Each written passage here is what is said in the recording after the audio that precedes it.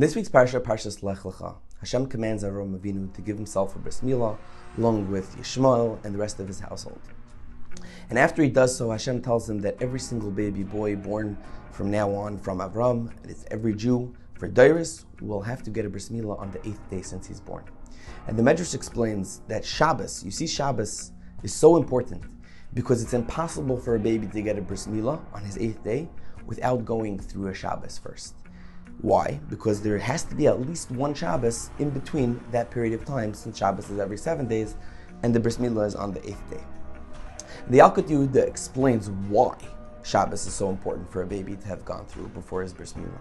And he explains that Shabbos has a certain kedusha that every single Yid goes through every single week and becomes more and more holy because of it.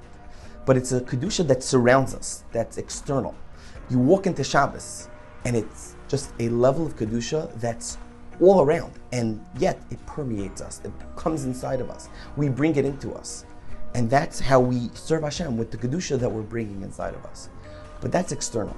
There's another type of kedusha that's internal, that's intrinsic, and that's the bris milah. The bris milah is a sign that Hashem is choisam ba'is bris kodesh. He seals it into our flesh, and that is now intrinsically in this baby. In order for the baby to have an internal kedusha, first he has to go through an external kedusha surrounding him. He walks through that, he enters the Shabbos, and now he has the kedusha that he's felt. Now he's ready for bris milah to be intrinsically inside of him. The Taz in Yeridea says that another reason why the baby has to experience a Shabbos before he could experience a bris milah is because first you have to greet the queen before he's able to meet the king. The Shabbos Malka, the queen of Shabbos, has to meet the baby first. First you meet the queen, and only then could you greet the king, which is the Shechina Kaviyachol, by the bris, which I think actually ties in very well to this pshat we just said.